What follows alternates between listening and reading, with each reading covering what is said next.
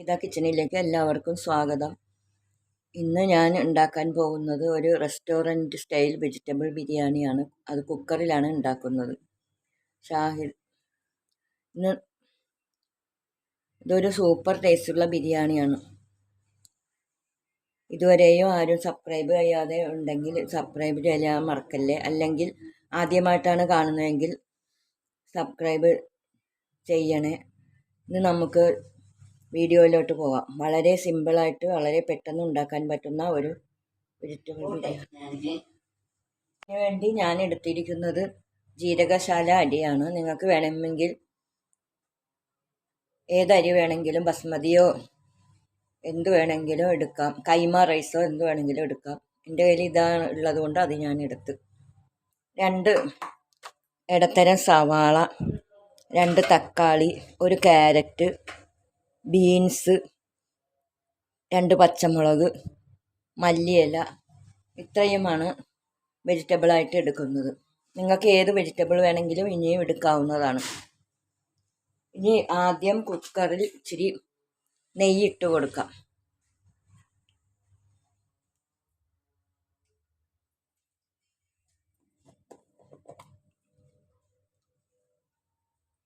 ഇപ്പോൾ കുറച്ചിട്ടിട്ടുണ്ട്, പിന്നെ വീണ്ടും ഇട്ട് കൊടുക്കേണ്ടി വരും. നെയ്യ് ചൂടാവുന്നത് വരെ വെയിറ്റ് ചെയ്യും. നമ്മൾ 2 ഗ്രാമ്പു, 1 കഷ്ണം പട്ട, 1 തക്കോലം,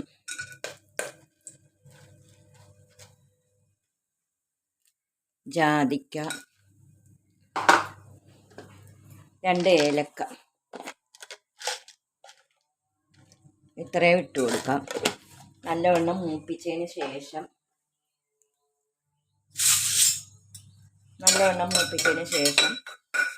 അരിഞ്ഞു വെച്ച സവാള ഇട്ട് കൊടുക്കുക. സവാള നല്ലവണ്ണം മൂപ്പിച്ചെടുക്കാം. ചെറുതായിട്ടൊന്ന് വഴന്നു കിട്ടുന്നത് വരെ വെയിറ്റ് ചെയ്യും. സവാള നല്ലവണ്ണം വഴന്നു വരുമ്പോൾ ഇഞ്ചി വെളുത്തുള്ളി ചതച്ചത് ചേർത്ത് കൊടുക്കാം.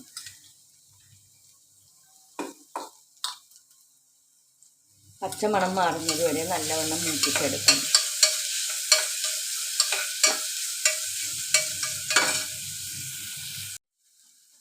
ഇത് പെട്ടെന്ന് ഉണ്ടാക്കാൻ പറ്റുന്ന ഒരു നല്ല ബിരിയാണിയാണ്. പെട്ടെന്ന് കൊച്ചുങ്ങൾക്ക് ലഞ്ച് ബോക്സിൽ കൊടുത്തു വിടാനും എല്ലാം വളരെ നല്ലതാണ്.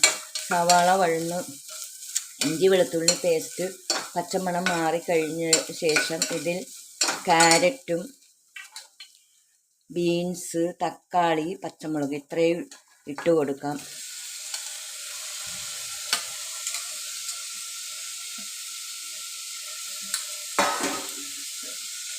നല്ലപോലെ വഴറ്റി കൊടുക്കണം.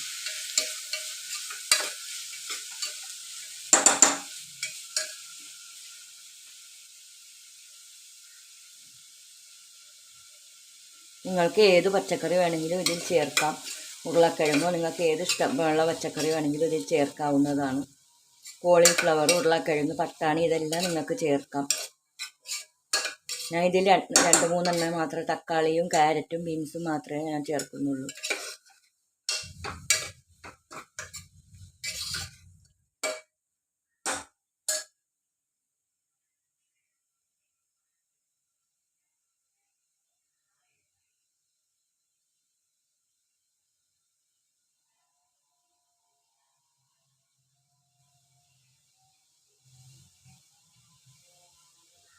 ഇനി മസാലപ്പൊടികൾ ചേർത്ത് കൊടുക്കാം. 1/4 സ്പൂൺ മഞ്ഞൾപ്പൊടി. മഞ്ഞൾപ്പൊടി അധികം ചേർക്കണ്ട, കുറച്ച് ചേർത്താൽ മതി. നിങ്ങൾക്ക് വേണമെങ്കിൽ മുളക് പൊടി, മല്ലിപ്പൊടി എല്ലാം ചേർത്ത് കൊടുക്കാവുന്നതാണ്. ഞാൻ അതൊന്നും ചേർക്കുന്നില്ല. 1/2 സ്പൂൺ ഗരം മസാലപ്പൊടി. 2 പൊടികളെ ഞാൻ ചേർക്കുന്നുള്ളൂ. പൊടികളുടെ പച്ചമണം മാറുന്നത് വരെ നല്ലപോലെ ഇളക്കി കൊടുക്കണം.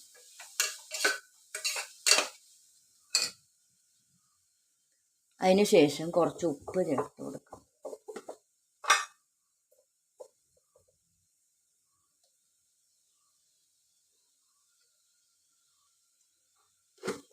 ഉപ്പിട്ട് നല്ലപോലെ മിക്സ് ചെയ്യണം.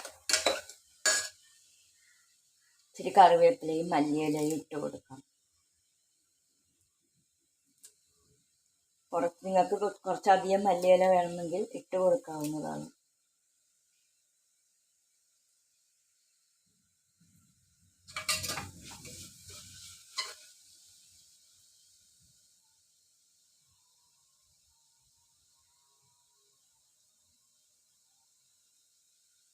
നല്ലവണ്ണം മൂപ്പിക്കണം.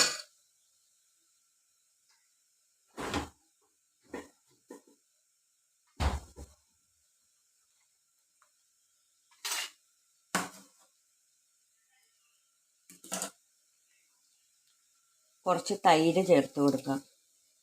ഞാൻ പുളിപ്പില്ലാത്ത തൈരാണ്, മിൽമയുടെ തൈരാണ് മേടിച്ചിരിക്കുന്നത്.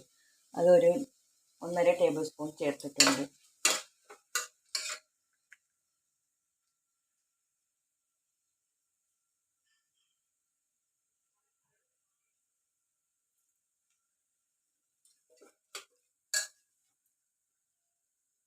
നല്ലപോലെ മിക്സ് ചെയ്ത് കൊടുക്കണം.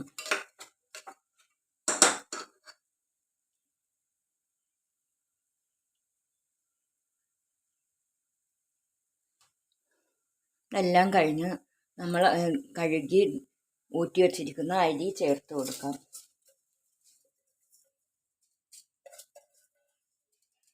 ഒരു കപ്പിന് 2 കപ്പ് വെള്ളം എന്ന അളവിലാണ് ഞാൻ വെള്ളം ചേർക്കുന്നത്. ആ പാത്രത്തിൽ തന്നെ ഒരു കപ്പ്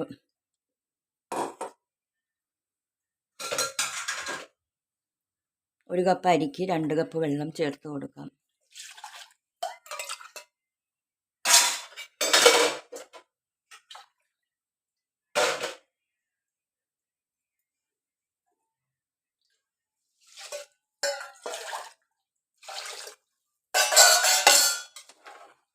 അതിനുശേഷം ഉപ്പ് കണക്കാണോ നോക്കി കുക്കർ അടച്ചു വെക്കാവുന്നതാണ്.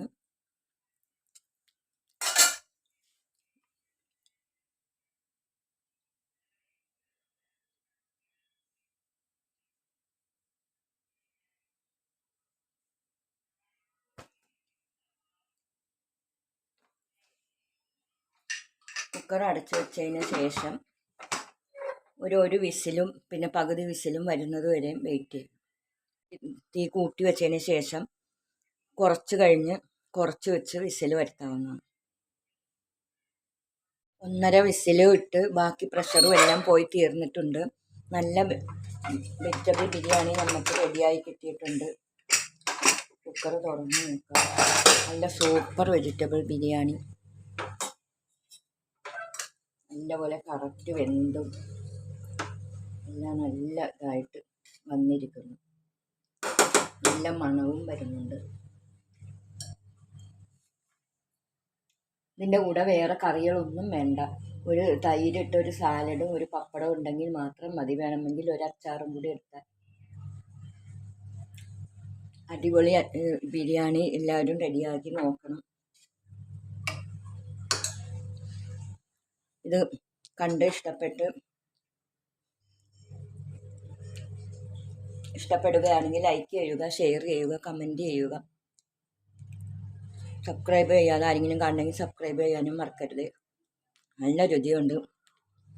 ഞാൻ ടേസ്റ്റ് ചെയ്ത് നോക്കുന്നു. ഇനിയൊരു നല്ല റെസിപ്പിയായിട്ട് വരുന്നത് വരെ